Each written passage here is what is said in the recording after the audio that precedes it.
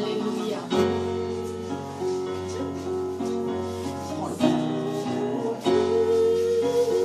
Fraîcheur du Saint-Esprit sur cette vie. Fraîcheur du Saint-Esprit. Fraîcheur puissance de Dieu maintenant. Restaure sa vie, Seigneur. Restaure sa santé physique, Seigneur. Dans cet instant, Seigneur, je déclare la guérison, la restauration, la bénédiction au nom de Jésus de Nazareth, Seigneur. Dans cet instant, au nom de Jésus, cette vie, Seigneur, soit une vie qui soit morte, cette vie soit une vie qui soit restaurée, cette vie soit remplie d'Esprit du Seigneur. Dans cet instant, Seigneur, au nom de Jésus, la présence du Saint-Esprit soit sur cette vie maintenant. Prends-le, puissance de Dieu maintenant. Puissance de Dieu.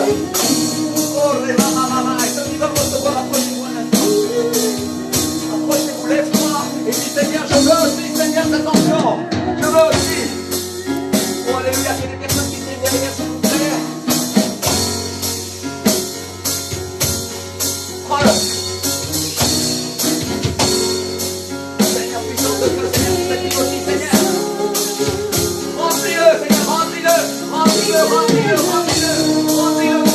Seigneur. C'est dans cette puissance de Dieu, Seigneur. Renouvellement, Seigneur, au nom de Jésus de Nazareth, Seigneur. Au nom de Jésus, le Seigneur de Jésus de Nazareth, un corps qui va m'honorer et avec lequel il va prophétiser et parler beaucoup de nations de Dieu, Seigneur. Car ma présence vient sur toi. Ma présence est en toi, de Dieu, le Seigneur. Oh, Remanda Mamai. Oh, Remanda Mamai.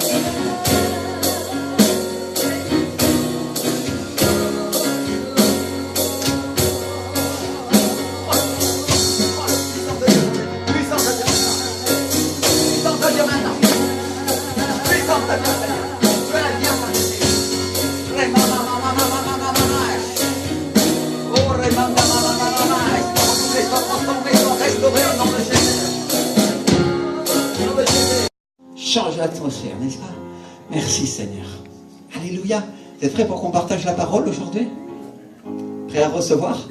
Dis-le avec moi, je suis prêt à recevoir la parole de Dieu. Je suis prêt. Je suis prêt à recevoir ce que le Seigneur a à me dire. Alléluia. Merci mon Dieu.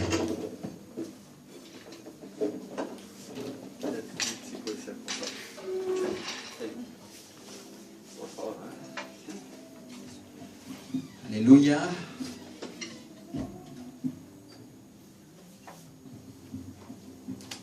Merci Seigneur.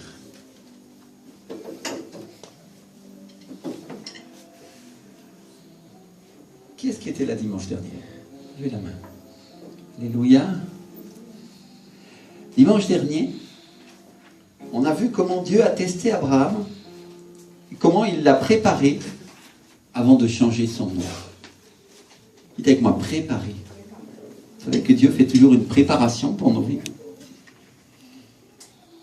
Et on a vu aussi ce que Dieu attendait de nous, à savoir la première chose, c'était qu'on croit en lui, et qu'on lui obéisse, et qu'on s'appuie sur lui, quelles que soient les circonstances. Dites avec moi, quelles que soient les circonstances. Alléluia. Et puis on a vu aussi comment Jacob s'est appuyé sur Dieu, il a commencé à lutter avec lui jusqu'au matin, et jusqu'à la venue de l'aurore. Et on a vu ensemble que l'aurore, ça représentait la venue de Christ, l'étoile brillante du matin. Amen. Et il y a une chose que je voudrais vous partager. Quand je préparais cette prédication, et que j'ai écrit ces choses pour vous, le Seigneur a commencé à me parler de ma petite nièce, Opale. Elle a 1 an, une toute petite fille. Elle est née l'année dernière. Et ils l'ont prénommée Opale, qui est une pierre précieuse. Certaines versions de la Bible montrent la pierre d'Opale sur le pectoral d'Aaron, le sacrificateur, n'est-ce pas? Alléluia, il y a un sens biblique. Ils ne sont pas chrétiens, vous savez. Je prie pour eux. Mais ils lui ont aussi donné un prénom cambodgien. Parce que mon beau-frère est d'origine cambodgienne. Il est né en France. était français comme vous et moi, mais ses parents ont émigré du Cambodge à l'époque. Et toute la famille s'est demandé pourquoi ils ont donné ce prénom à la petite fille. J'avoue que même moi. Et ce deuxième prénom qu'ils lui ont donné, c'est Reaxme. Et en cambodgien, ça veut dire première lueur du soleil, première lueur de l'aurore. Et pendant que j'écrivais ces versets, le Seigneur m'a parlé. Et il m'a dit, c'est un nom prophétique. J'ai eu la révélation. Et il m'a dit, c'est un nom prophétique qui annonce la venue de Jésus. Elle annoncera ma parole. Alléluia! Alors vous imaginez, moi je ne m'attendais pas à ça du tout. J'étais en train de préparer une prédication. Le Seigneur me parlait de l'étoile brillante du matin, des difficultés, ce que j'ai prêché dimanche dernier, et comment Jacob, alors qu'il croyait qu'il allait mourir, que sa famille, vraiment, il pensait qu'il allait se faire tous tuer, et puis qu'il a lutté avec l'ange de l'Éternel, qui est la représentation de Jésus, et qui s'est accroché à lui, et puis qu'il est venu le matin, et Dieu a changé son nom en Israël, c'est-à-dire une grande bénédiction, non? Alléluia! Et Dieu d'un coup se met à me parler de ma petite nièce et il me dit, regarde cette petite fille qui est née, elle annoncera ma venue, elle a un nom prophétique qui parle de moi. Et ils ne connaissent même pas Dieu. Dites avec moi, c'est quelque chose de fou. Dites-le, c'est quelque chose de fou. Alléluia. L'inespéré de Dieu. Dites avec moi, l'inespéré. Je ne l'attendais pas. Je l'espérais même pas. Et Dieu d'un coup a commencé à me parler de ça. J'ai dit, wow. Il dit, Seigneur, si je le dis à ma famille, ils vont prendre pour un fou. Mais la vérité, Dieu a des choses inespérées pour nous. Alléluia. Il est inespéré. Gloire à Dieu. Inespéré. Des choses que tu n'attends pas, des choses que tu n'as pas imaginées. Des choses qui ne sont pas montées au cœur de l'homme, des choses que l'oreille n'a pas entendues, dit la parole, n'est-ce pas? Alléluia. Mes frères et sœurs, quand Dieu a changé le nom d'église il y a 15 jours, ça aussi c'était inespéré, non? Alléluia. Aujourd'hui on ne s'appelle plus un cœur nouveau, on s'appelle Centre de vie de la foi. Alléluia. Vous savez que le prénom dans la tradition juive et dans la parole de Dieu, c'est quelque chose de très très important. Parce que c'est quelque chose qui va définir votre avenir, n'est-ce pas? Alléluia. Quelque chose qui va définir ce que vous allez faire, ce que vous êtes. Amen.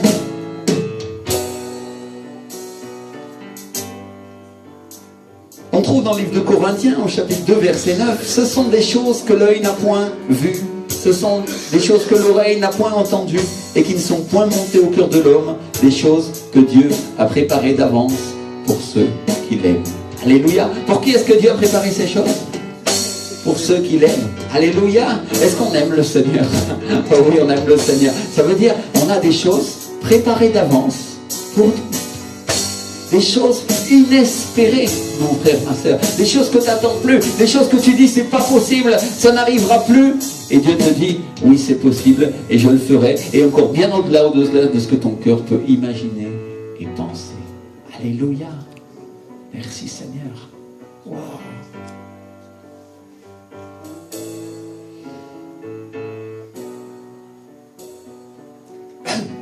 Et on a vu ensemble dimanche aussi comment Dieu a changé le nom d'Abraham pour Abraham et celui de Sarai pour Sarah et le nom de Jacob plus tard pour Israël. Non?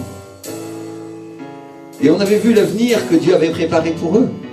Et Dieu nous a montré aussi que son but, c'était pas seulement de donner à Abraham un enfant, à Abraham et à Sarah, mais c'était aussi de leur donner une descendance nombreuse comme les étoiles du ciel.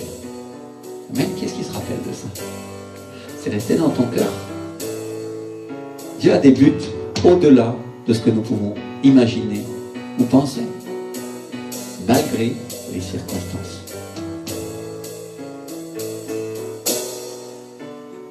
Et Jacob, en devenant Israël, il devient le père de 12 tribus. 12 tribus desquelles allaient venir les prophètes, desquelles allaient venir les rois. 12 tribus qui ont des portes dans la nouvelle Jérusalem, la Jérusalem céleste. Alléluia. Est-ce que vous vous rendez compte de ça? Jacob qui a passé des galères, Jacob qui s'est enfui dans le désert, Jacob qui a été trompé, on lui a donné Léa à la place de Rachel, Jacob qui a une grande famille, Jacob qui s'est échappé, et une de ses femmes, elle avait une idole dans sa tente. Et tu aurais pu dire, non, non, ça jamais, ça aurait pu être une femme de Dieu. Une famille comme ça, à moitié recomposée, à moitié, on pourrait dire comme ça, non, il avait deux femmes. Et une famille, c'est pas possible. Non. Et jamais elle sera en Dieu. Et Dieu, qu'est-ce qu'il fait? Il change l'avenir de Jacob. Alléluia. Mon frère, ma soeur, Dieu veut changer ton avenir. Il veut changer tout ce que tu as fait. Il veut prendre tes erreurs et les amener dans le bon sens. Amen. Merci Seigneur. Jacob, il ne savait pas tout ça. Il ne savait pas qu'un pays allait naître de lui et de ses deux femmes, Léa et Rachel, et de leurs deux servantes. Vous savez que les servantes aussi, non? Bila et Zilpa. Je vous le dis parce qu'on ne connaît pas souvent leur nom, et pourtant d'elles sont descendus des héritiers d'Israël. Amen. Alléluia. Ça veut dire Jacob, il avait 4 femmes. Waouh. 4 fois plus de problèmes. Pardon, mesdames. Merci Seigneur, non. Mais le Seigneur est bon. Le Seigneur s'est servi de ça. Et Jacob n'imaginait jamais que de lui descendrait un pays tout entier, non? De lui allait descendre, waouh, Salomon, David, Josaphat, Ézéchias, Zorobabel. Et pour finir, la cerise sur le gâteau, notre Seigneur et Sauveur, Jésus-Christ. Jacob, au moment où il était en train de se battre avec l'ange de l'Éternel, ne pouvait pas imaginer ces choses-là. Le jour où il a trompé son père pour avoir la bénédiction et qu'il s'est enfui dans le désert, il n'imaginait pas ça. Que Dieu a vu pour lui, en réserve, une bénédiction bien supérieure et que de sa descendance viendrait le Messie, le Seigneur et le Sauveur du monde. Mon frère, ma soeur, des desseins bien plus hauts. Dites avec moi, bien plus haut. Il faut comprendre une chose, c'est quand Dieu nous bénit, forcément c'est quelque chose de grand. Et forcément, c'est quelque chose d'inespéré. Le plus beau cadeau qu'on peut recevoir, c'est toujours celui qui va au-delà de notre espérance. Parce que ça reste marqué dans notre cœur, c'est quelque chose qui est dans notre mémoire. Et l'apôtre Paul, il savait ces choses-là. Et ça, c'est la raison pour laquelle il dit dans l'épître aux Éphésiens, il dit, « Or, à celui qui peut faire, par la puissance qui agit en nous. » Qui est cette puissance? C'est une personne, c'est le Saint-Esprit. À celui qui peut faire, par la puissance qui agit en nous. Esprit de Jésus. Infiniment au-delà de tout ce que nous demandons ou pensons, à lui soit la gloire. Dans l'Église et en Jésus-Christ, dans toutes les générations, au siècle des siècles. Amen et Amen. Mon frère, ma soeur, à lui soit la gloire dans l'Église. Où est-ce qu'elle est la bénédiction? Dans l'Église. Pour toutes les générations, ça veut dire, ça t'inclut aussi. Retourne-toi et dis à ton voisin, à ta voisine, tu es inclus dans cette bénédiction. Dieu t'a pas oublié. Dieu a un plan pour toi aussi. Dieu a un plan. Dieu a un plan pour ta vie. Infiniment au-delà de ce que tu peux imaginer ou penser. Alléluia. Dans l'affliction passagère, mon frère, ma soeur, qu'est-ce qui se passe? Dieu a un plan. Quand Dieu afflige ta chair, Dieu a un plan. Quand Dieu permet que tu commettes des erreurs, et même quand tu es dans le péché le plus affreux, Dieu a un plan pour sauver ta vie. Il veut que tu te rendes compte que ce n'est pas par ta force que tu sors de ça, mais c'est par la sienne. Alléluia. Ni par force, ni par puissance, dit l'Éternel des armées, mais par mon esprit. C'est grâce au Saint-Esprit, c'est par lui que nous pouvons sortir des plus affreux péchés, c'est par lui que nous pouvons sortir des plus grandes difficultés, c'est par lui que nous pouvons sortir des erreurs de l'homme. Mes frères et sœurs, sans lui, nous ne pouvons rien faire. Alléluia. Comprenez pourquoi ça nous donne de l'humilité? Parce que c'est une réalité dans nos vies. Et Dieu s'éloigne des orgueilleux parce que ce sont des gens qui ne peuvent pas recevoir la bénédiction de Dieu, parce qu'ils ne veulent pas s'attendre à ce que ce soit sa force qui passe pour eux. Et ils disent non, non, moi je vais le faire, moi je vais y arriver. Un religieux, c'est une personne qui dit je fais moi, je suis Dieu. Et Dieu dit non, tu n'es pas Dieu et tu pêches encore plus. Et en réalité, tu es un hypocrite. Le Seigneur te dit, mais ma présence viendra en toi et changera ta vie. Et tu sauras que je suis le Seigneur et le Sauveur. Alléluia. Changement, transformation, guérison, restauration. Alléluia. Mon Seigneur a toute la puissance pour faire ça. mon sauveur, Jésus-Christ de Nazareth est le roi des rois, et le Seigneur des seigneurs, et il est le guerrier d'Israël. C'est lui qui vient lutter et combattre pour toi. Et aujourd'hui le Seigneur te dit, je marcherai pour toi et tu vaincras avec moi. Alléluia, tu vaincras avec moi. Merci Seigneur. Et c'est comme ça que ça se passe, mes frères et sœurs, infiniment au-delà de ce que nous pouvons imaginer ou penser. Tu permets que nous rentrions dans des défaites, dans des échecs personnels, dans des problèmes, pour que nous nous rendions compte que la pensée de l'homme, le conseil de l'homme, notre propre conseil, c'est pas une bonne idée. Et quand le mur de notre vie s'est écroulé, alors il dit, moi je suis prêt à reconstruire. Maintenant je suis là pour toi. Aujourd'hui, sur les ruines et les cendres de ta vie, je vais rebâtir mon église aujourd'hui. Je vais changer ta vie et je vais transformer ta vision, te dit le Seigneur. Alléluia.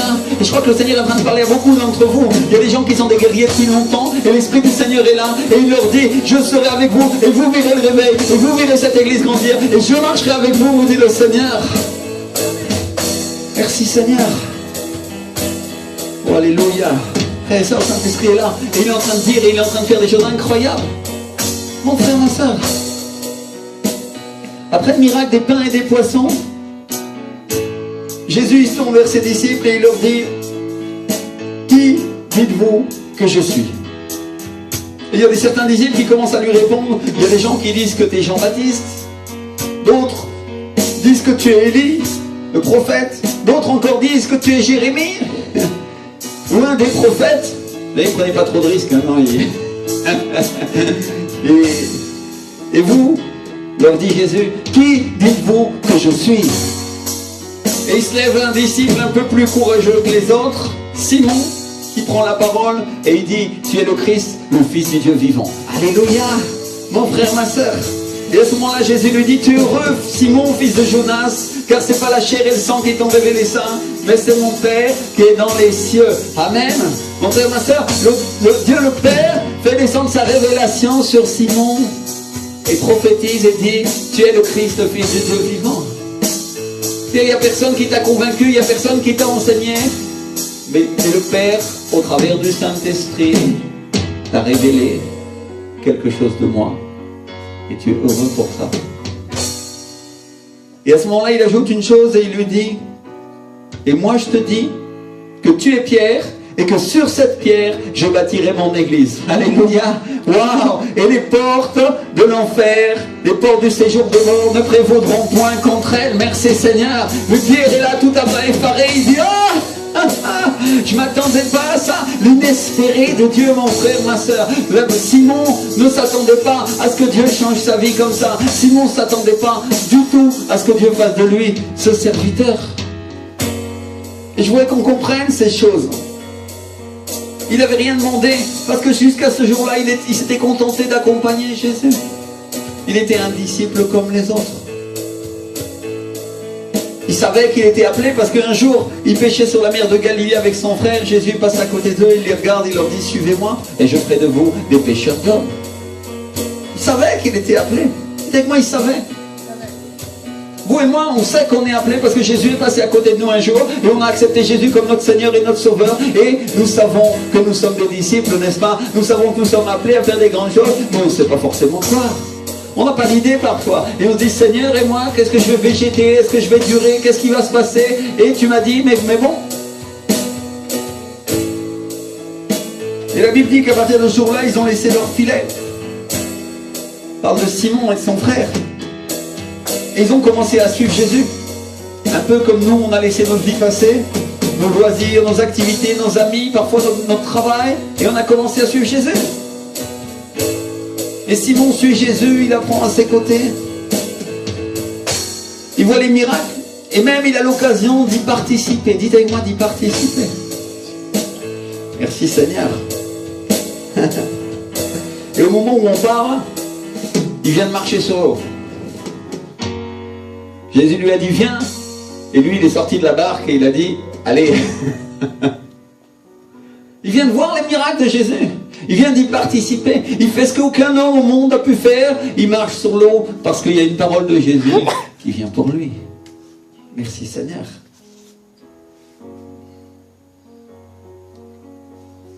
Et au moment où il a cet échange avec le Seigneur, Jésus lui dit, tu t'appelleras plus Simon, mais ton nom à partir de maintenant, ce sera Pierre. Simon, écoute-moi, Simon. T'es plus Simon, ce disciple que je suis venu chercher près du lac de Galilée. C'est fini ça. Ta vie passée, c'est terminé. À partir de maintenant, tu es Pierre. Tu es Pierre. Et sur cette pierre, c'est-à-dire sur ta vie, je vais bâtir une œuvre qui va remplacer mon temple, qui va remplacer mes synagogues. Tu m'entends, Pierre? Écoute bien ce que j'ai à te dire. Est-ce que tu comprends la portée de ce que je suis en train de dire pour toi? Que c'est pas juste un nom, c'est quelque chose qui va transformer mon église et qui va changer complètement la donne. Ça va être une révolution. Et t'as pas idée, Pierre? Simon, t'as pas idée de ce que le changement de nom va apporter dans ta vie? T'en as pas idée. Peut-être tu te dis c'est qu'un prénom. Et moi je te dis que sur ce prénom, je vais bâtir mon église. Une église glorieuse, une église remplie du Saint-Esprit, une église qui a la puissance de chasser le diable et les démons, une église qui amène la guérison, la restauration et le salut à toute personne en mon nom. Cette église-là, c'est toi, Pierre, que j'appelle pour ça. Qu'est-ce que Dieu est en train de lui dire? Qu'est-ce que Jésus est en train de lui dire? Il dit, je change ton statut, je change ton appel. C'est à toi que je donne la charge. Tu es un apôtre. C'est toi que j'envoie, Pierre.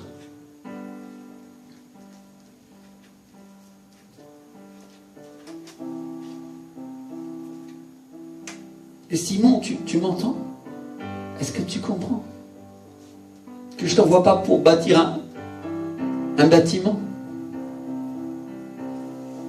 Je t'envoie pour bâtir une église qui sera constituée de personnes qui croient en moi et qui me servent et qui obéissent à mon Saint-Esprit. C'est toi à qui je donne l'autorité pour ça. Simon. Simon, il était là.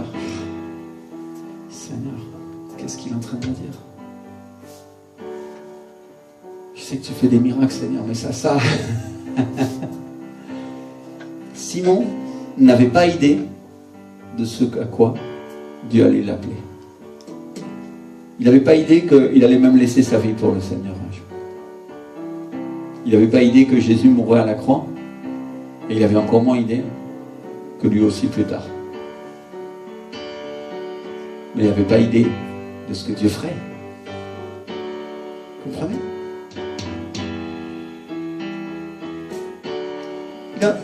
Et Jésus est en train de dire à Simon, maintenant tu n'es plus mon disciple. À partir de maintenant, tu n'es pas seulement ce disciple.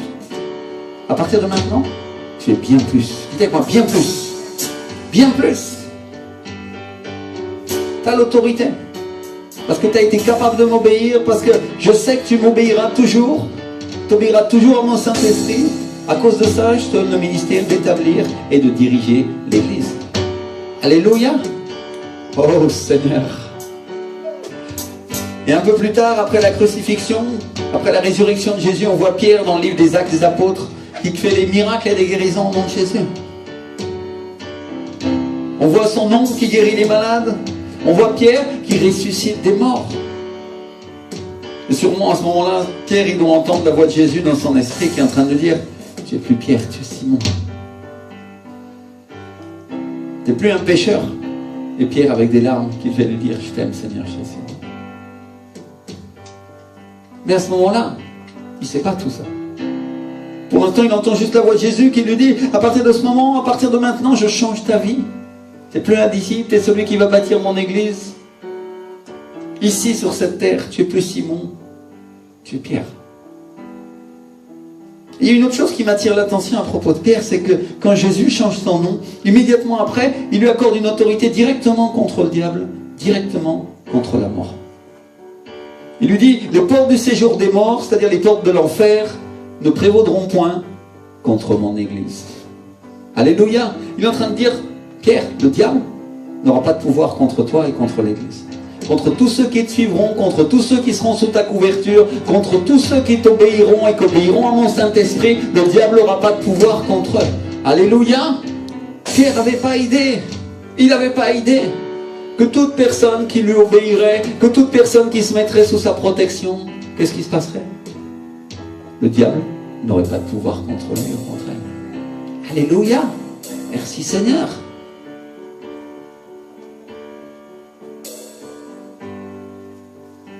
Et on voit le manteau de l'esprit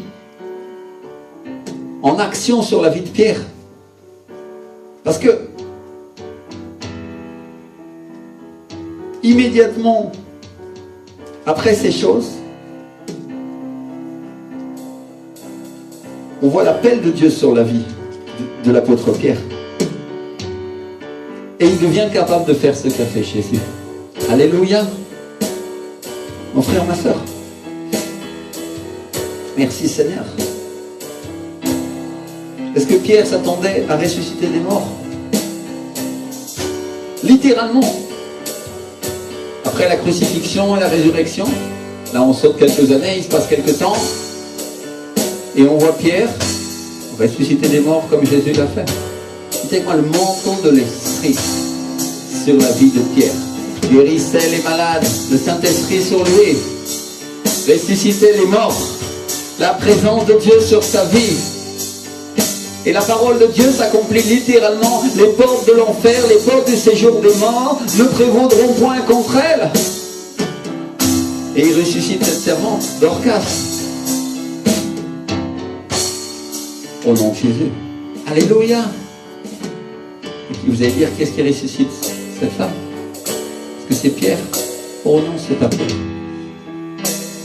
Mais l'Esprit de Jésus sur la vie de Pierre, le manteau de l'apôtre, ressuscite la vie de cette femme. Alléluia! Vous comprenez comment ça fonctionne? Pierre était un être humain, mes frères et sœurs. Vous devez comprendre ces choses-là. Les serviteurs et les servantes de Dieu sont des êtres humains comme vous. Mais à un moment où vous ne vous attendez pas, le manteau de l'Esprit sur leur vie peut s'emparer de vous. Et vous êtes remplis du Saint-Esprit, vous recevez une parole, une révélation, il y a une vision. Et qui est-ce qui fait ces choses? C'est Dieu. Et quand on vient à l'église, on doit s'attendre à Dieu, mon frère, ma soeur. L'Esprit du Seigneur vient sur la personne qui est en train de parler ou sur la personne qui est en train de chanter au moment où il désire. Et l'Esprit vient et il balaye. Parfois, il balaye la salle. Et puis d'autres fois, il parle à une personne. Et puis d'autres fois, il reste dans son coin et il dit rien. Est-ce que vous comprenez pourquoi? Le Saint-Esprit est une personne. Si on lui fait cas et on a soif de lui, on reçoit de lui. Alléluia! Si on ne fait pas attention à lui, il ne fait pas attention à nous. Dieu est une personne. Merci Seigneur.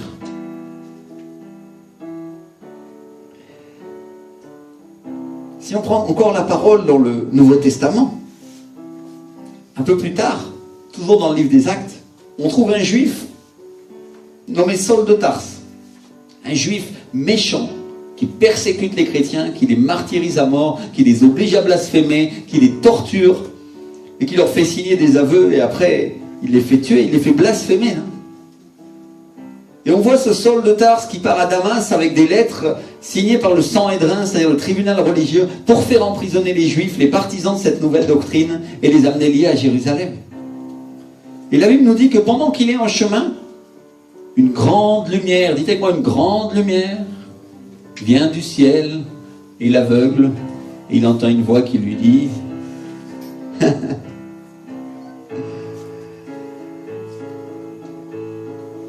rien du tout, c'est lui qui demande. Et il dit, qui es-tu Seigneur? Qui es-tu? Et Jésus lui répond, je suis Jésus que tu persécutes. Wow. Saul de Tarse, le méchant, le persécuteur de l'église, celui qui tenait le manteau de ceux qui ont lapidé Pierre. Et il était d'accord. Il rencontre Jésus sur le chemin de Damas. La Bible dit qu'il reste aveugle de cette rencontre et les gens l'amènent et il finit dans la maison en train de prier et Dieu lui parle et lui dit, je vais t'envoyer quelqu'un, c'est Barnabas, et il va prier pour toi et tu vas recouvrir la vue. Et le Saint-Esprit parle à Barnabas, il lui dit, va dans la maison là-bas et tu trouveras quelqu'un nommé Saul de Tarse. Et Barnabas, il dit, ah non, non, non. Seigneur, tu peux me demander tout ce que tu veux. Mais Saul de Tarse, non, non, non, non, non. C'est comme si quelqu'un te disait, va prier pour Adolf Hitler. Et tu lui dis que tu es juif. Non, non, non, non, non. Non, non, non, ça marchera pas, ça, Seigneur. Ça, je veux pas. Et vous savez, Barnabas, convaincu par le Saint-Esprit, finit par se rendre dans la maison. Il voit le type et il lui impose les mains et au nom de Jésus, les écailles tombent des yeux de Saul de Tarse et il retrouve la vue. Alléluia. C'est-à-dire que Saul de Tarse devient chrétien, il y a un changement. Dieu, ça c'est l'inespéré de Dieu, mon frère, ma soeur. Dieu, l'église était persécutée, elle s'en allait, elle était mise à mort et martyrisée, et d'un seul coup Dieu provoque un changement et il change le persécuteur et il le transforme en quelqu'un qui s'appelle Paul, qui sera le plus grand prédicateur des gentils. Alléluia. Celui qui prêchera le plus de choses dans la parole, mon frère, ma soeur. Ce sera cet homme-là. Dieu est un Dieu inespéré. Dites avec moi, inespéré. Quand l'église en avait marre, quand elle n'en pouvait plus, elle disait, Seigneur, emmène-moi au ciel, j'en peux plus, on va mourir, de toute façon ils vont nous torturer, c'est mieux que je meure maintenant, Seigneur, prends-moi. Alors Dieu change la donne et il prend Saul de Tarse et il le transforme en Paul. Alléluia. Inespéré de Dieu, mon frère, ma soeur. Inespéré. Qui est-ce qui croit à l'inespéré? Qu'est-ce qu'il dit, Seigneur, je vais être béni au-delà de ce que mon cœur pense, au-delà de ce que je peux imaginer et penser. Je vais recevoir ta présence et ton esprit. Alléluia. Merci, Seigneur. Et imaginez-vous, après ces choses-là, les croyants ont du mal à croire en la conversion de Saul de Tarse. Imaginez-vous, si demain on vous disait qu'Adolf Hitler s'était converti, peut-être vous auriez du mal à l'accepter dans l'église, non? Ou Pol Pot à l'époque, je ne sais pas quel est le dictateur aujourd'hui méchant qu'on pourrait avoir, peu importe. Mais ce que j'essaye de dire, c'est que les frères et sœurs de l'église, ils avaient du mal à l'accepter et ils ont dit non, non, non, ils ont mis du temps à le prendre dans l'église. Et Ananias, il essaye de le faire venir parce qu'il dit non mais cet homme-là, maintenant j'ai compris, j'ai vu la gloire de Dieu, moi aussi j'y croyais pas, mais Dieu a fait quand même les choses et maintenant je vais faire mon travail d'évangéliste, on peut dire, hein. Je vais l'accompagner dans une église pour que lui aussi puisse écouter la parole et puisse grandir et maturer et devenir un vrai chrétien, non?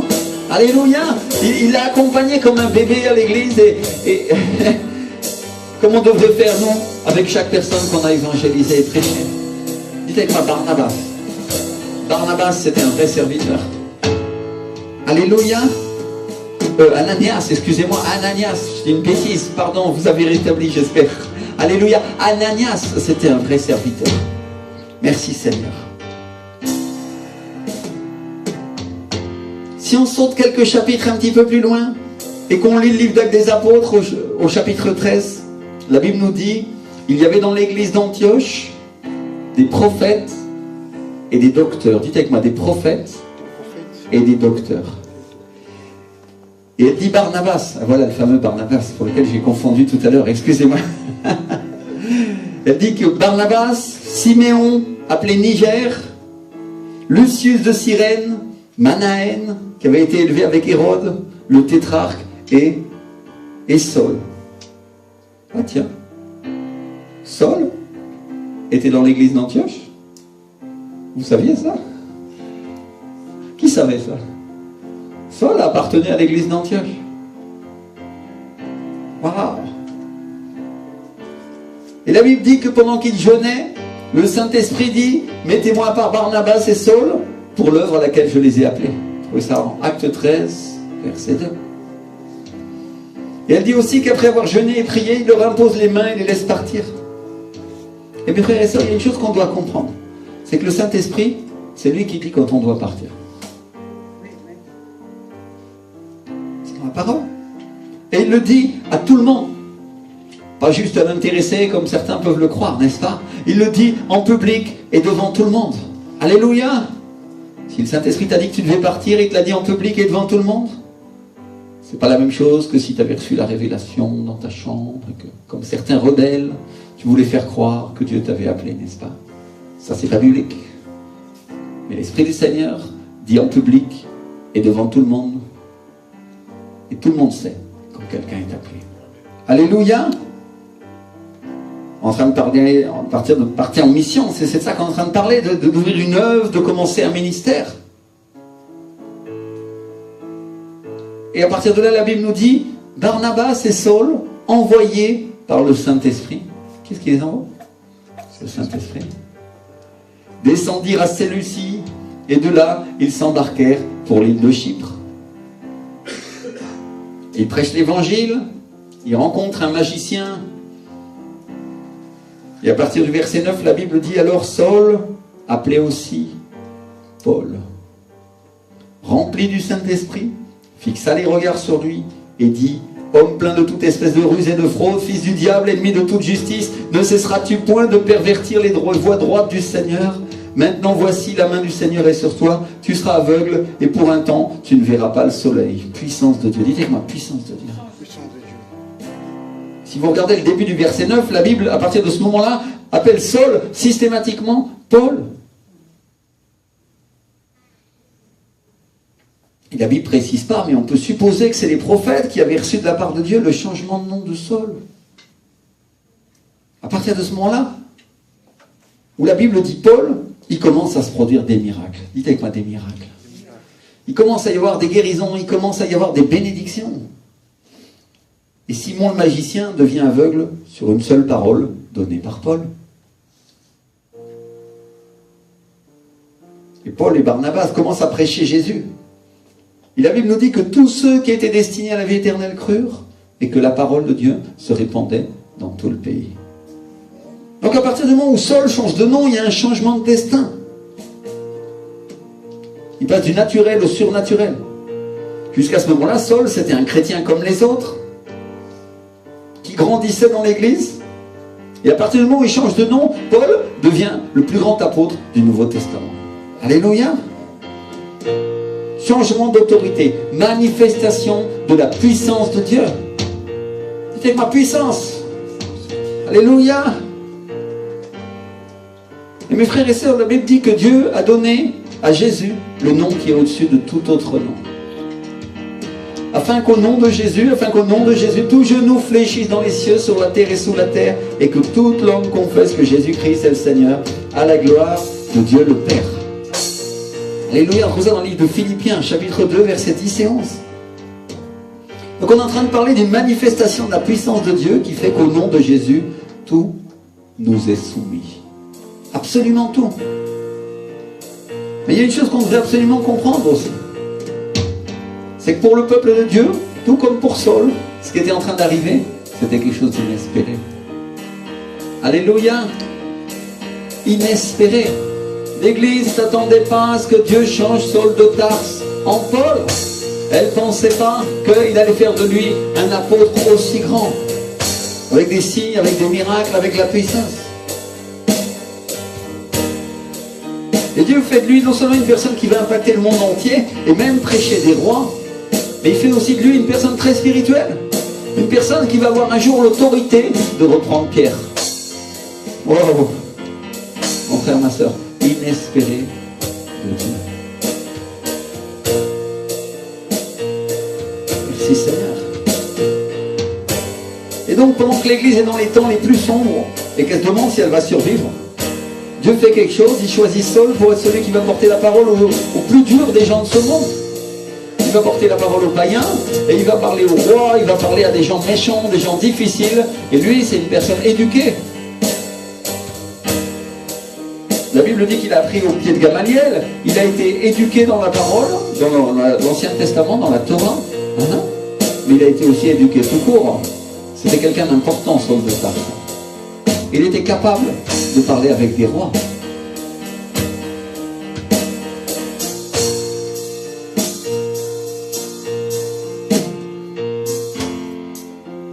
Mes frères et sœurs, Dieu c'est toujours un Dieu qui fait quelque chose quand la situation paraît la plus désespérée. Il prend la personne à laquelle on s'attend le moins pour faire ce qu'il y a de plus fort.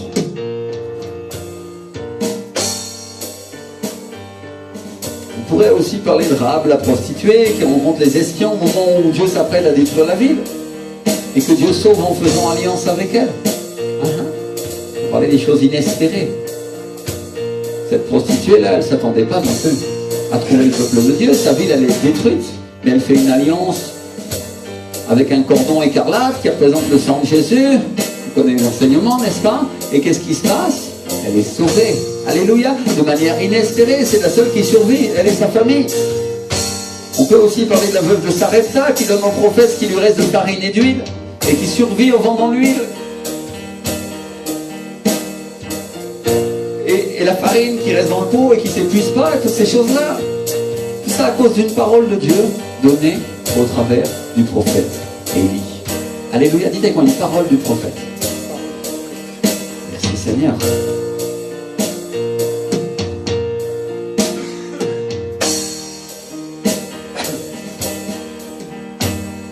Et les Écritures sont pleines d'exemples comme ça, où Dieu est un Dieu qui bénit quand il semble qu'il n'y a plus rien à espérer. On peut voir le livre des Chroniques. Le roi Josaphat, il est à la tête du royaume de Juda. Il y a une guerre contre les Moabites qui viennent contre eux avec les Maonites et avec les fils d'Amon. Il y a 3 nations qui marchent contre eux. Vous savez quoi, 3 nations. Vous imaginez? Josaphat. La Bible dit que dans sa frayeur, le roi Josaphat s'est disposé à chercher Dieu. Dites avec moi, disposé. Merci Seigneur. Et des fois, il faut qu'il y ait la guerre pour qu'on commence à chercher Dieu. Alors, qu'est-ce qu'il fait? Il publie un jeûne dans tout le royaume. C'est quoi un jeûne? Et tout Judas s'assemble pour invoquer Dieu. Et ce jour-là, mes frères et sœurs, ils étaient tous à l'église. Personne n'était devant sa télé pour voir le match Palestine contre Judas. Ce jour-là, ils étaient tous là parce qu'ils savaient que sinon, ça allait mal finir. Il avait dit qu'on vient de toutes les villes de Juda pour chercher l'Éternel. Alors qu'est-ce qu'ils viennent faire? Est-ce qu'ils viennent assister à un grand événement? Est-ce qu'ils viennent pour faire une fête? Non, ils viennent pour chercher Dieu. Dites moi, chercher Dieu. Pourquoi est-ce qu'on vient à l'église? Pour chercher Dieu. Alléluia. Pour vaincre les problèmes de la vie.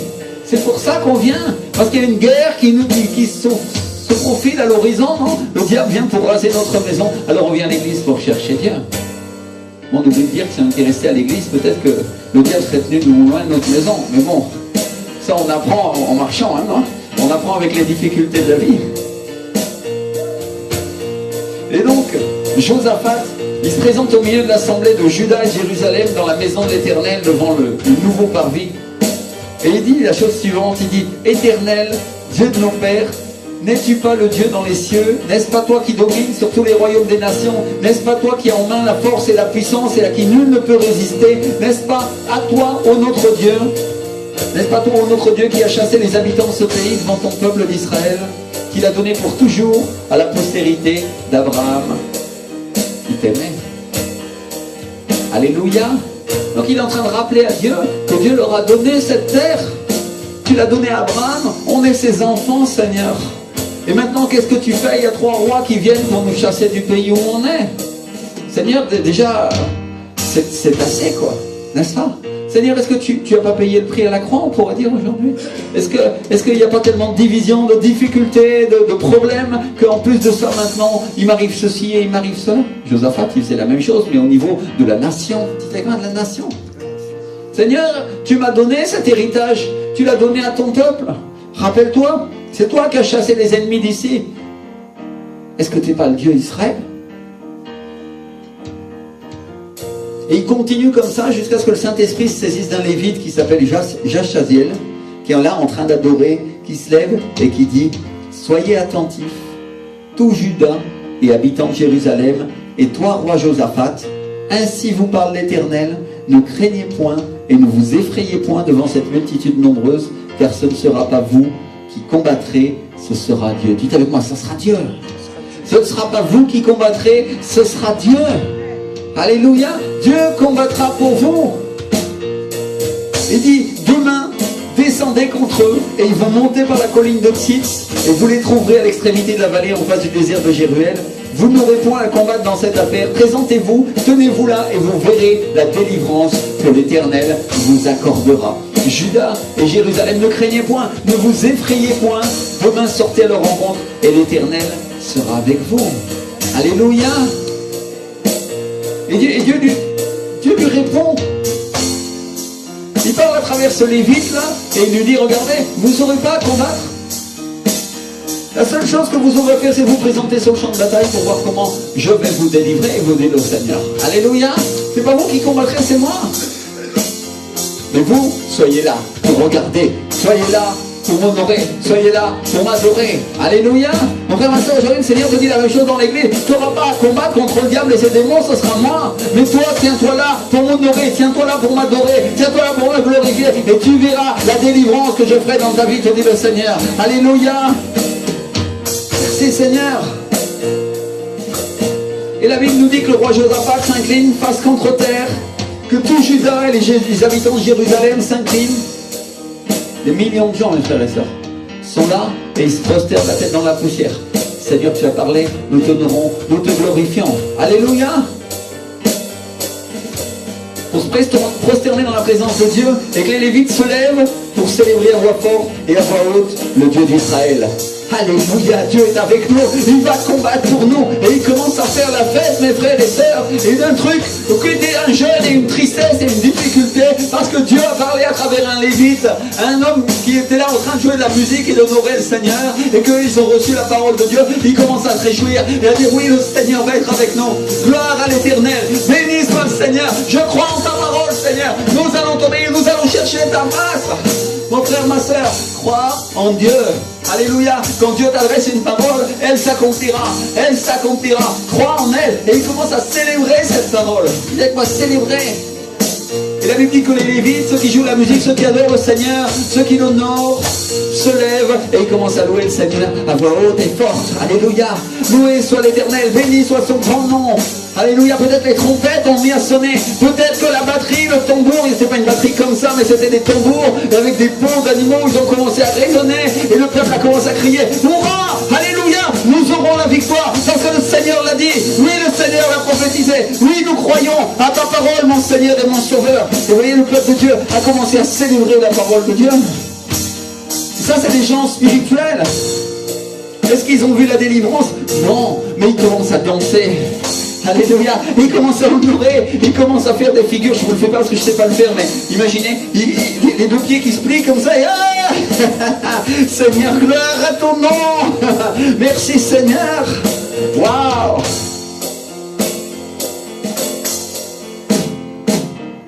Ils croient ce que Dieu vient leur dire et ils commencent à célébrer la parole prophétique parce que ce sont des gens de foi. Dites avec moi, des gens de foi. Des gens de foi. Des gens qui croient ce que Dieu leur dit. La Bible ne nous dit pas que c'est des gens qui sont en train de murmurer, de discuter entre eux pour dire peut-être que ça vient de l'homme, peut-être qu'on va voir si la parole du prophète ou la parole de machin, ça vient vraiment de Dieu, parce que sinon ça s'accomplira. Non, la Bible ne dit pas ça. Elle dit que le peuple dans la joie, elle commence à célébrer Dieu, à dire Alléluia, il va nous donner la victoire. Il peut venir 3 rois, même s'il en venait 10 ou 15, peu importe, parce que Dieu est un grand Dieu, il est bien plus grand. Alléluia. Dites avec moi, changement de cœur. C'est pas la même chose.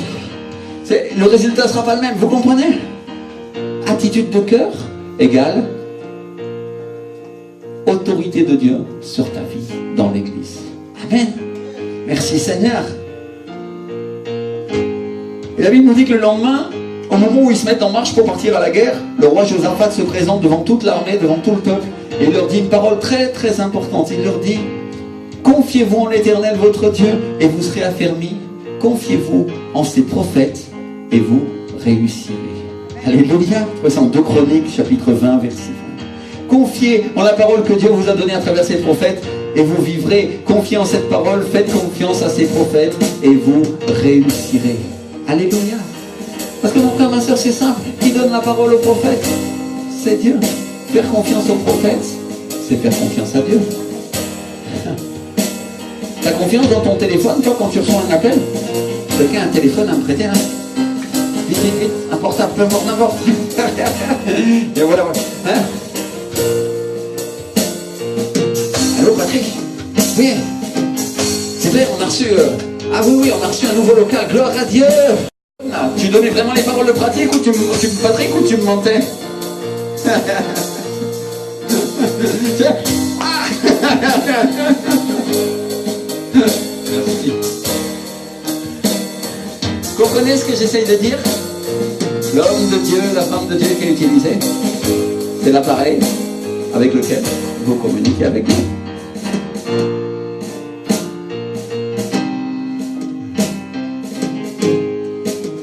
Et c'est une forme de communication. Dieu te parle des fois directement dans sa parole. Dieu te parle directement de ton esprit. Dieu te parle des fois à travers ses prophètes. Dieu te parle à travers des pasteurs. Dieu peut te parler à travers d'un lévite. On vient de voir ce lévite qui est là en train d'honorer. Il est en train de louer, d'adorer. D'un seul coup, il se lève et dit: ne craignez point. Et hop, la parole prophétique commence à sortir de lui. Dieu choisit celui-là à ce moment-là.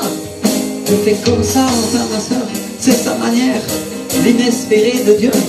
Il ne s'attendait pas à ce que ce soit le lévite. Il ne s'attendait pas à ce que ça se passe comme ça. Et le roi Josaphat leur dit: faites confiance à cette parole. Et vous vivrez. Confiez dans ces prophètes. Et vous réussirez. Alléluia. Merci Seigneur. Et la Bible dit qu'en accord avec le peuple, il place des chantres qui portent des vêtements sacrés, un vêtement de louange, un vêtement d'onction, qui marchent devant l'armée et qui disent: louez l'Éternel, car sa miséricorde dure à toujours. Alléluia. Vous voyez comment se comportent les gens qui ont la foi? Et au moment où ils commencent les chants de louange, Dieu place une embuscade contre les fils d'Ammon et Moab et ceux de la montagne de Séhir. Et la Bible dit qu'ils ont été battus.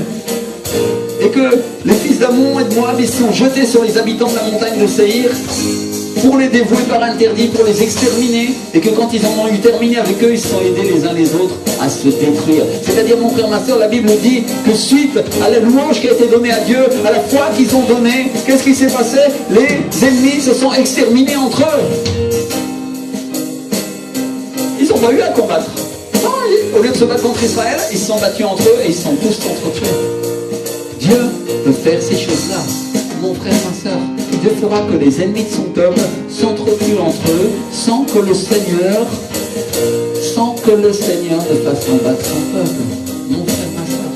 L'Esprit de l'Éternel va se saisir de l'un d'entre vous un jour et il va commencer à parler et dire: oui, le centre de vie de la foi vaincra et vous aurez la victoire. Confiez en ces prophètes et vous vivrez. Alléluia. Et qu'est-ce qui va se passer? Vous aurez la victoire. Vous réussirez. C'est le but de Dieu, mon frère, ma soeur.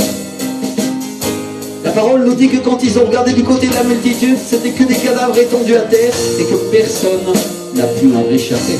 Tellement personne. Ça veut dire quoi? Pas un survivant parmi leurs ennemis.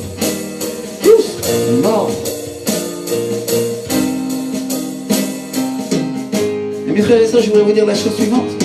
Dieu nous a dit à la fin de l'été qu'aucun de nos ennemis ne viendrait contre nous, que nos ennemis feraient défaut contre nous. Qui était là? Qui s'en souvient? Alléluia. Vous croyez à cette parole? Et Dieu nous a envoyé un prophète pour nous dire: vous n'êtes plus un cœur nouveau, vous êtes centre de vie de la foi. Alléluia. C'est-à-dire, je change votre statut. Il y a un changement, il y a une transformation, il y a quelque chose de nouveau qui va se produire et vous me servirez, dit le Seigneur, en me croyant. Alléluia. En me croyant, c'est-à-dire la foi qui va venir en vous sera différente des autres églises. Il y a quelque chose de puissant qui va commencer à sortir de vous, et non seulement vous aurez la foi pour obtenir des miracles, des choses incroyables, vous prophétiserez, vous chasserez les démons, mais vous transmettrez cette foi aux autres, vous dit le Seigneur. Alléluia. C'est un centre où votre foi vivra. Alléluia. Merci Seigneur. Et quand le prophète a parlé, il a dit: ça n'arrive pas souvent. Il a dit, en presque 30 ans de ministère, c'est arrivé 3 fois. Et la dernière fois que c'était arrivé, c'était avec le pasteur Ricardo, mon pasteur, en Colombie. Et je voudrais vous dire aussi qu'avec tous les pasteurs, tous les serviteurs de Dieu avec qui j'ai partagé ce qui s'est passé ce jour-là, ils sont restés sans voix. Et certains après m'ont dit: pasteur, tu ne te rends pas compte de ce que Dieu a fait avec toi, ce que Dieu va faire avec cette église. Ils sont restés, mais comme ça. Parce qu'ils comprennent la portée de ce que Dieu vient de faire, de ce que Dieu nous apporte. Si vous regardez le centre mondial de réveil, qui est l'église du pasteur Ricardo, qui ne s'appelait pas comme ça, qui portait un autre nom, Plus personne ne se souvient de son ancien nom d'ailleurs. On a même du mal à le chercher, il faut l'écrire quelque part. Et le jour où Dieu a changé de nom, aujourd'hui son église est devenue un centre de réveil pour les nations. 45 000 personnes. Il y a une télé, une radio, des églises ouvertes en Colombie, partout, en Amérique du Sud, aux États-Unis. C'est devenu un centre qui influence la Colombie, qui influence l'église d'Amérique latine et qui influence le monde entier pour le réveil. Centre mondial de réveil. Et ça a à voir avec le nom que Dieu leur a donné. Pas le nom que les hommes lui ont donné. Parce que mes frères et sœurs, des églises de réveil, il y a beaucoup d'hommes qui donnent ces noms-là. Et il ne se produit pas ce à quoi on s'attendrait qu'il se produise, n'est-ce pas? Mais quand c'est Dieu, c'est pas la même chose. Alléluia. Merci Seigneur. Et Dieu nous appelle centre de vie de la foi. Centre qui donne la foi. Centre où la foi est vivante. Centre qui va influencer le pays pour croire. C'est quoi le problème dans notre pays? C'est l'incrédulité. Et nous sommes un centre qui va avoir la foi. Alléluia.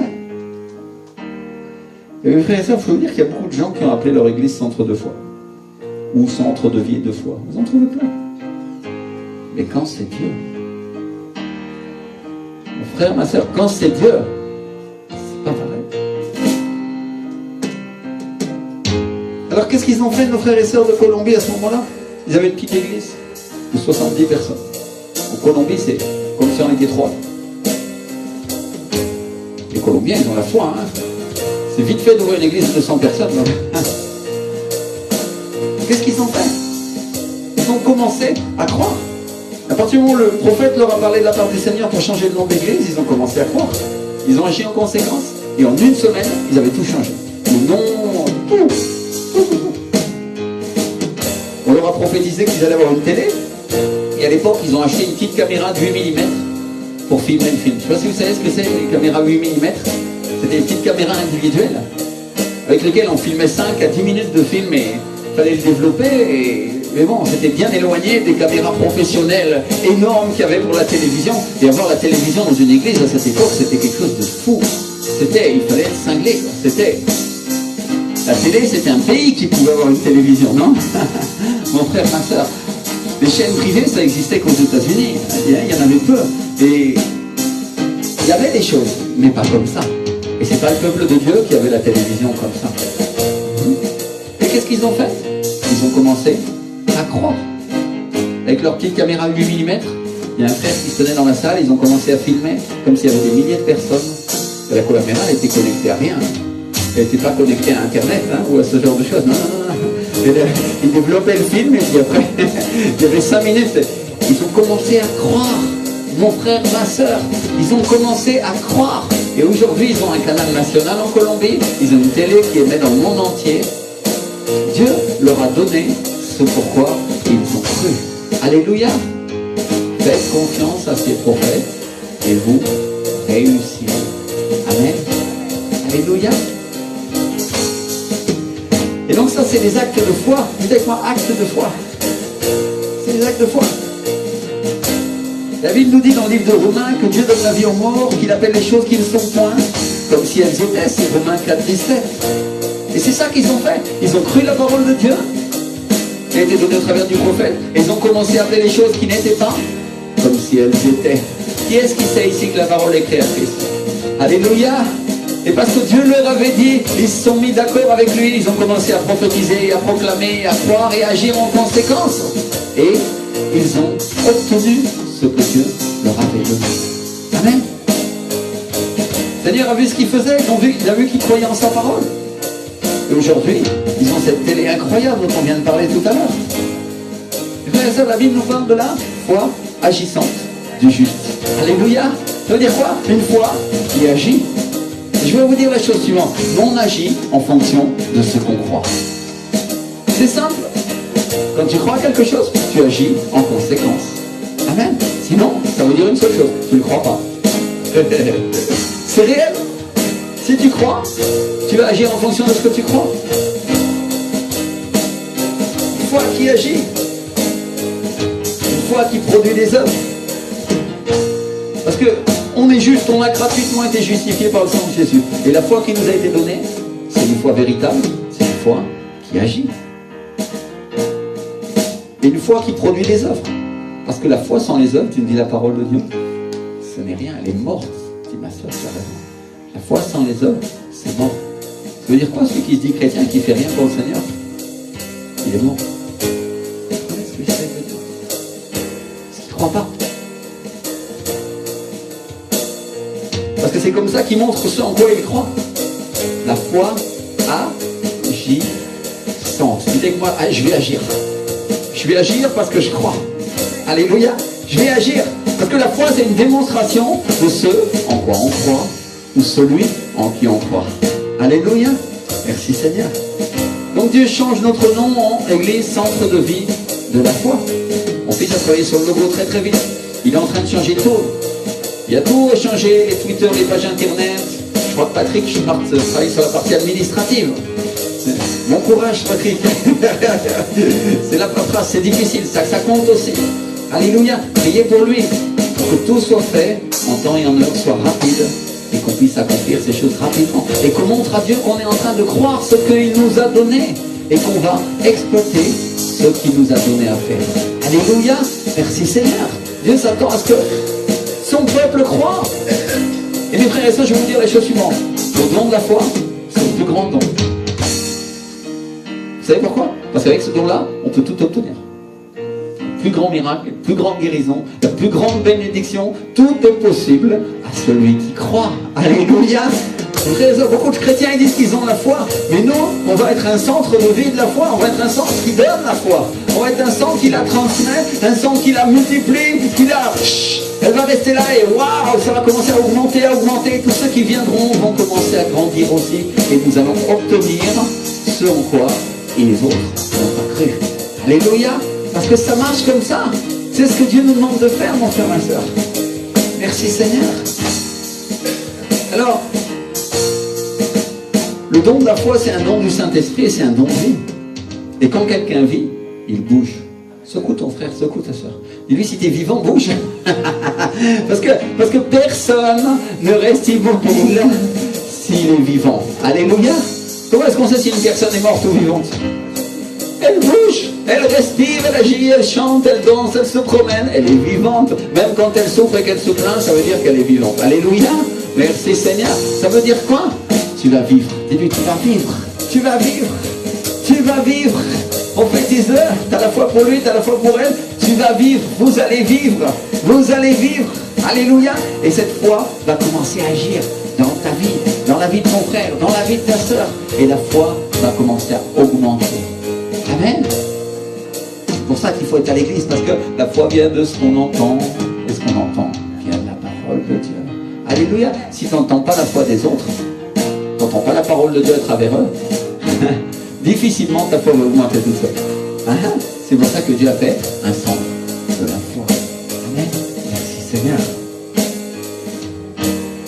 On n'est plus une église.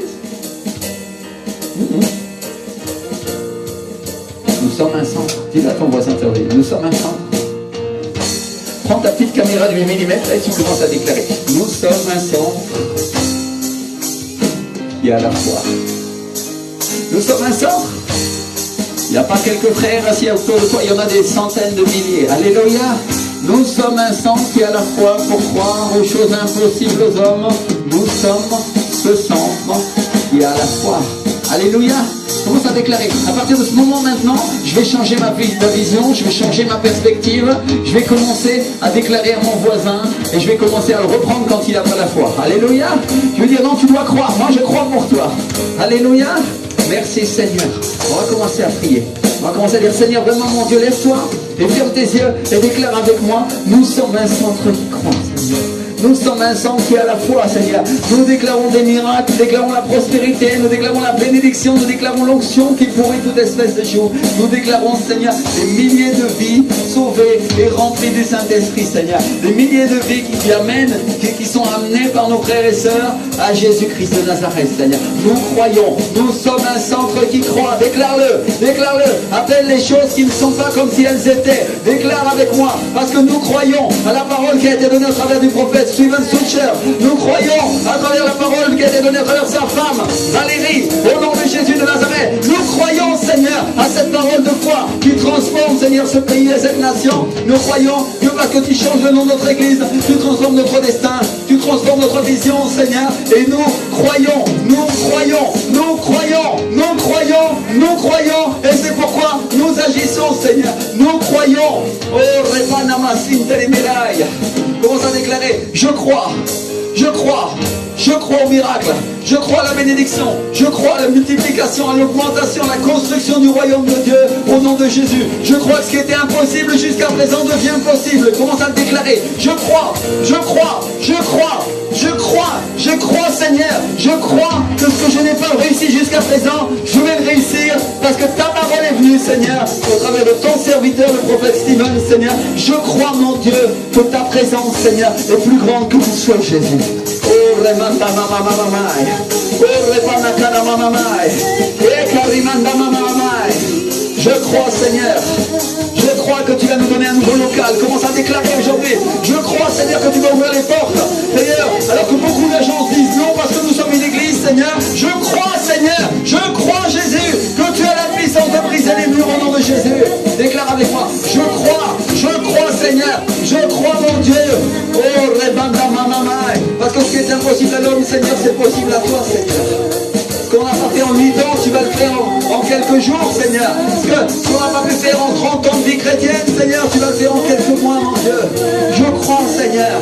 Je crois, mon Dieu, au centre de vie de la foi. Je crois à la vision que tu nous as donnée, Seigneur. Je crois en cette parole, Seigneur. Oh, alléluia. Faites confiance à Dieu. Et vous vivrez. Faites confiance à ces prophètes. Et vous réussirez.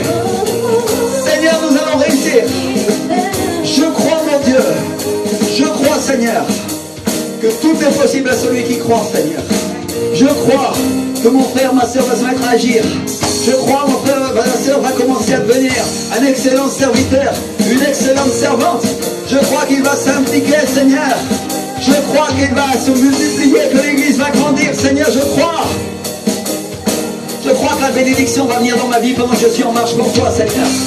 Pendant que je prêche, Seigneur, aux autres. Pendant que je fais des convertis parce que je parle de toi, Jésus. Parce que tu viens avec nous, Seigneur Jésus. Tu iras à la bataille à notre place. Je crois, mon Dieu. Je crois, Seigneur. Au nom de Jésus, Seigneur. Je crois, mon Dieu. Au nom de Jésus. Oh, remanda mama mama. Je crois, Seigneur.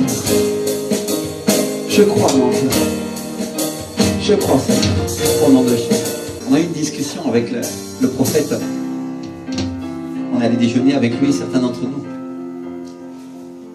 Je lui ai dit comment Seigneur vont s'accomplir ces paroles. Certains d'entre nous ont reçu des paroles très très fortes. Comment ça va s'accomplir sur leur vie? Est-ce qu'ils vont avoir le courage d'obéir à Dieu et de faire tout ce que Dieu leur a dit? Et il m'a dit la chose suivante, il m'a dit, la prophétie s'accomplit quand on se met d'accord avec le Saint-Esprit. Quand on se met d'accord avec lui. C'est-à-dire on commence à faire ce qu'il nous a dit.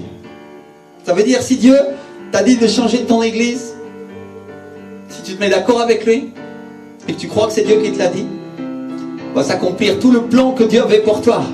Si Dieu te dit que tu vas être un maître de la parole, tu vas être un enseignant, et que tu te mets d'accord avec son esprit et que tu crois, tu commences à étudier la parole, tu commences à accomplir, alors le plan de Dieu va commencer à s'accomplir pour toi. Et la chose qu'a dit le prophète, c'était la chose suivante. Il a dit que c'est celui qui se mettait d'accord avec l'esprit qui obtenait le plan parfait de Dieu, parce que c'était dans la volonté parfaite de Dieu qu'il y avait la bénédiction. Et vous savez combien d'entre nous, parfois on prend des chemins détournés, on est dans la volonté permissive, mais Dieu dit que c'est dans sa volonté parfaite. Ça veut dire quand tu obéis parfaitement à son esprit, alors son plan s'accomplit pour toi, alors la bénédiction vient pour ta vie. Sinon non. Et mon frère, ma soeur, on va croire, on va croire. Quand le prophète a soufflé sur moi, il a donné la parole avec le nom de l'église, je suis tombé par terre, rempli du Saint-Esprit, ma femme avant moi. J'ai vu 2 luminaires dans le ciel. brillant et comme doré en même temps. Et la Bible nous dit, d'abord Dieu m'a rappelé plusieurs choses, mais la Bible nous parle des luminaires comme dans le livre de Genèse, comme quelque chose que Dieu a placé pour marquer les temps. Il parle de la lune, il parle des étoiles.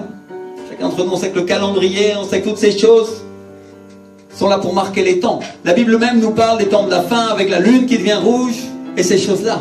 Et quand Dieu place des luminaires, c'est pour marquer le temps d'un changement, le temps d'une transformation, n'est-ce pas? Alléluia. Et mon frère, ma soeur, quand je suis tombé, après je me suis relevé, j'avais vraiment la joie, j'ai dit Seigneur, c'était incroyable, l'inespéré de Dieu était arrivé sur ma vie. Et je sentais une charge sur mes épaules, j'ai levé les mains comme ça. Et je sentais comme si je portais le royaume de Dieu, mais vous savez ce qui se passait? J'avais la force. C'est incroyable, je peux le soulever comme ça. Alléluia. La force qui vient de Dieu. Mon frère, ma soeur, si tu te mets d'accord avec le Saint-Esprit, avec ce qu'il a prévu pour ta vie, ça s'accomplira, tu auras la bénédiction. Et aujourd'hui, ce qu'on vient de faire avec cette salle, c'est qu'on va se mettre d'accord pour le nouveau nom de l'église, Centre de vie de la foi. Et même si j'ai appelé 4 agences cette semaine et que ces 4 agences m'ont dit non, vous savez qu'il n'y en a pas beaucoup des agences et qu'il n'y a pas beaucoup de locaux qui sont aux normes ERP ici dans la région. Mes frères et sœurs, nous allons croire. Alléluia. Dis avec moi, je vais croire. Je vais croire pour ma vie, tu vas croire pour ta vie, tu vas croire pour l'appel prophétique que Dieu a pour toi, même si les circonstances sont totalement contraires. La Bible dit, Abraham a cru à Dieu et ça lui a été compté à justice. Alléluia, parce que c'est comme ça qu'on obtient dans le royaume de Dieu. C'est comme ça qu'on obtient la foi. Tu dis, mon corps n'est pas guéri, mais moi je crois à la guérison. Alléluia, j'ai mal, mais je crois que Dieu va me bénir. J'ai pas ceci, j'ai pas de travail, mais Dieu va m'apporter ce travail. Alléluia. Pourtant tu as appelé 15 agences et les 15 agences t'ont dit non, mais tu dis, Dieu m'en donnera une autre, un travail inespéré. Dieu va faire quelque chose. Alléluia. Mon frère, ma soeur, Dieu va faire quelque chose pour nous. Et amen, on applaudit le Seigneur. Seigneur, nous t'honorons. Seigneur, nous célébrons cette parole. Seigneur, nous croyons, Seigneur. Seigneur, nous plaçons les Lévites devant et nous allons en avant. Et tu combattras pour nous, Seigneur Jésus. Alléluia. Au nom de Jésus de Nazareth, nous croyons en toi et nous te glorifions, mon Dieu. Reçois toute la gloire, reçois tout l'honneur, reçois toute la puissance, mon Dieu.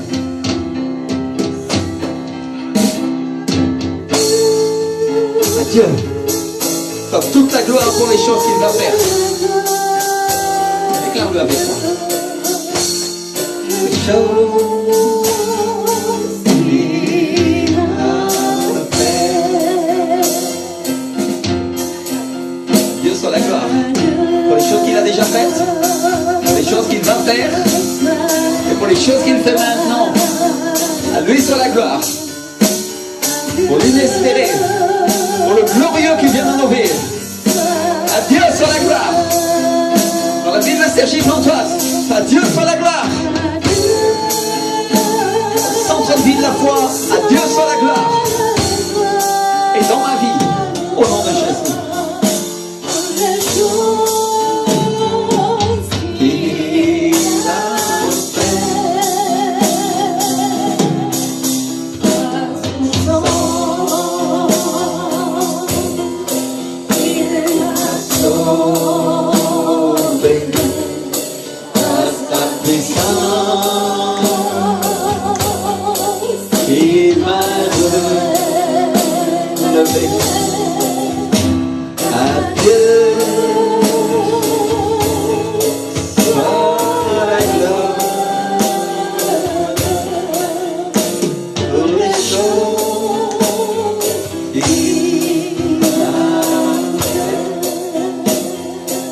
Une parole pour ceux qui regardent cette prédication. Le Seigneur va te bénir, le Seigneur va te prospérer. Si tu sèmes, si tu crois, pour cette maison, Dieu te bénira, Dieu te prospérera spécialement. Il y a une onction qui vient pour toi et la guérison vient pour ta vie aussi. La restauration pour ta famille. Si tu n'as pas d'église, viens ici, on t'attend parce que la présence du Saint-Esprit est là pour toi et nous te bénissons. Nous croyons que Jésus est le Seigneur et le Sauveur et que son Esprit a toute la puissance pour te guérir. Reçois maintenant sa présence, reçois maintenant la restauration pour ta maison et l'équilibre dans tes finances au nom de Jésus de Nazareth. Ainsi soit, Seigneur. Amen et amen. Et toute l'église dit amen. Alléluia. Nous bénissons ton nom, Jésus. Reçois toute la gloire pour tout ce que tu vas faire pour eux. Au nom de Jésus, Seigneur. Alléluia. Seigneur vous bénisse, passez un bon dimanche. Et pour toute la semaine, soyez des gens de foi. Alléluia. Qui croyez. Amen. Vous quittez la salle. Alors, comme vous le savez tous, demain c'est Halloween. Et malheureusement, nous on fête les vivants. Enfin, malheureusement. Heureusement. C'est eux, ils fêtent les morts. Donc, je voulais vous dire, je ne sais pas si certains d'entre vous avaient l'intention de le fêter ou pas, j'imagine que non. J'espère que non. Sinon, vous allez avoir affaire à Dieu, oui. Mais lui d'abord. Et si jamais vous vous sentez oppressé, enfin opprimé, ou qu'il y a quoi que ce soit qui vous fait vous sentir mal demain, n'oubliez pas que vous pouvez prier, que Dieu c'est le Dieu de la vie et que la mort n'a aucun pouvoir sur nous, d'accord? Donc si jamais vous vous sentez pas bien, ou si vous vous sentez vraiment pas bien, vous pouvez toujours nous appeler, mais on ne sait jamais. Donc, soyez bénis. Demain, si on vous dit tu fêtes Halloween, dites non, je fête les vivants. On fête Jésus-Christ, au nom de Jésus-Christ. Amen. Amen. Alléluia. Et les bonbons, ça sert pour un Ouais, autre les jour. bonbons, Les bonbons, ça bonbons, sert oui, pour un autre jour. d'accord? Allez, bon dimanche, puis Dieu vous bénisse. Amen.